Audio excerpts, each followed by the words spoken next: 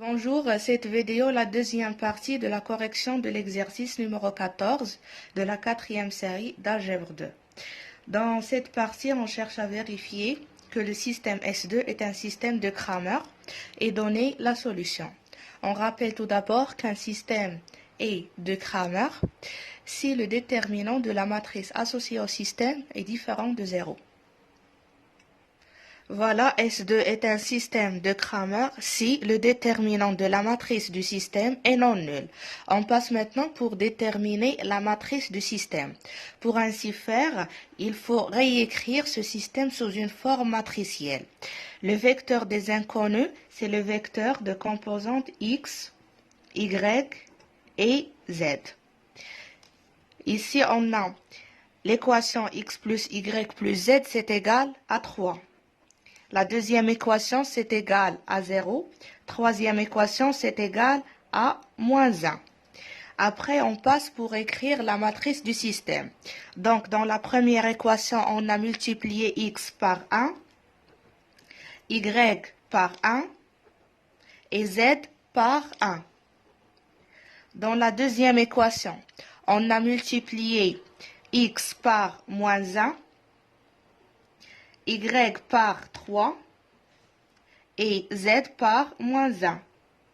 Dans la troisième équation, on a multiplié x par 1, y par 2 et z par moins 1.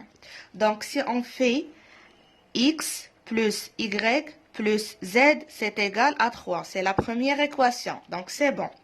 Pour deuxième ligne, avec cette colonne, on aura moins x plus 3y moins z, c'est égal à 0. C'est bon. Après, pour troisième ligne, on obtient x plus 2y moins z, c'est égal à moins 1. Donc, on a bien notre système S2. Maintenant, on passe pour calculer le déterminant de cette matrice. Si le déterminant est non nul, donc le système est un système de Cramer et on peut calculer la solution en utilisant les formules de Cramer. On note le déterminant de la matrice par delta, qui est égal à le déterminant de 1 moins 1, 1, 1, 3, 2, 1 moins 1, moins 1. Donc, pour faire apparaître des zéros, on peut faire la première colonne, moins troisième colonne. Donc, 1 moins 1, 0, moins 1 moins 1, 0, 1 moins 1, ça fait 2. On garde la deuxième colonne et on garde la troisième colonne. Maintenant, pour calculer le déterminant, on développe suivant cette première colonne. Donc, si on développe suivant la première colonne, on obtient moins 1 à la puissance 3 plus 1 fois 2. Pourquoi? Parce que 2, c'est le coefficient non nul dans cette colonne. Et 2 se trouve dans la troisième ligne. Voilà pourquoi 3. Et la première colonne, voilà pourquoi 1. Multiplié par le déterminant qui nous reste lorsqu'on barre la troisième ligne. La première colonne, c'est le déterminant de 1, 1, 3, moins 1. Donc, on trouve que le déterminant, c'est égal à moins 8. Alors, delta, c'est égal à moins 8, différent de 0. Par la suite, le système est un système de Cramer. Donc, on passe pour calculer les inconnus x, y et z en utilisant les formules de Cramer. Les inconnus x, y et z sont donnés par x, c'est égal à delta x sur delta. Y, c'est delta y sur delta. Z, c'est delta z sur delta. Delta, c'est le déterminant de la matrice que nous avons calculé, c'est moins 8. Alors, il nous reste à calculer delta x, delta y et delta z. Donc, delta x, pour obtenir delta x, qu'est-ce qu'on fait? Voilà, c'est la matrice du système. X, c'est la première composante de ce vecteur. Donc, je remplace la première colonne par ce vecteur, par 3, 0, moins 1.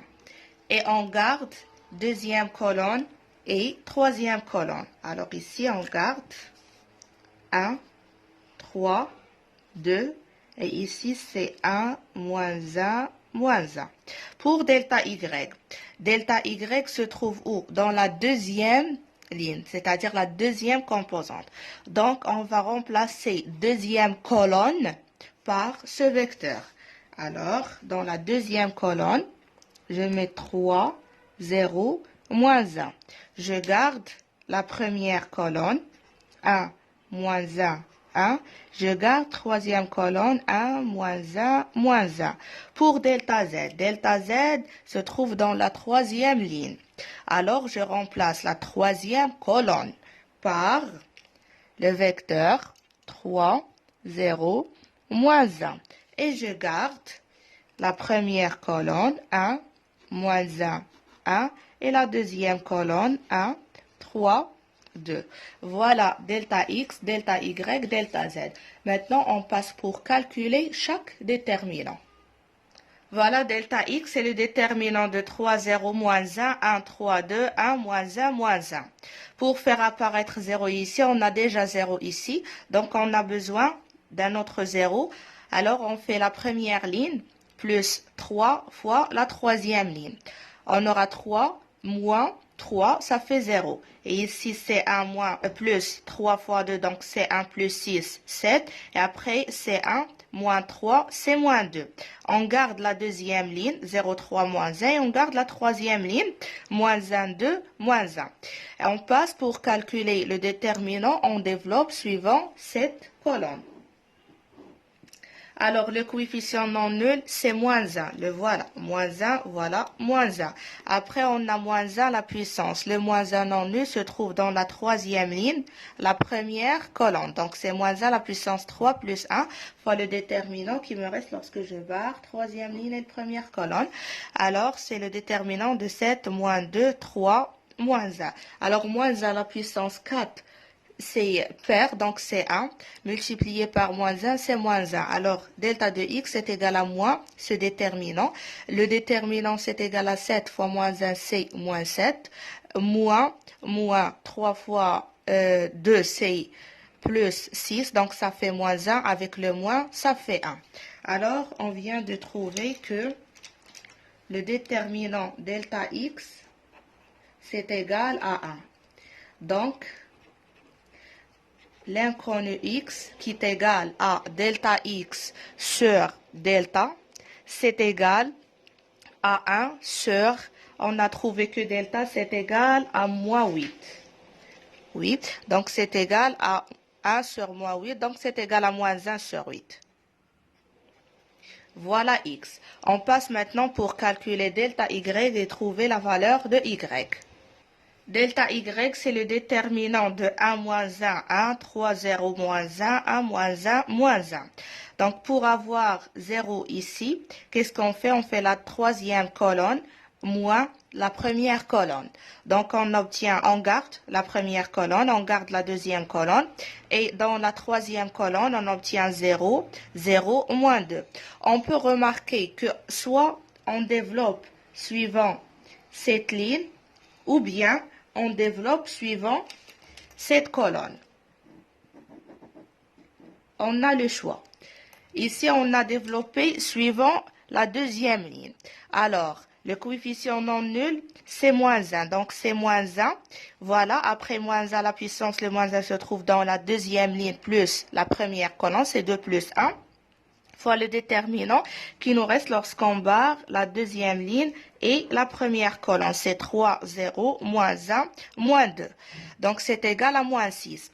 Et si on développe suivant cette colonne, on obtient moins 1 à la puissance multiplié par moins 2. Moins 2 se trouve dans la troisième ligne, donc c'est moins 1 à la puissance. Moins 1 à la puissance 3.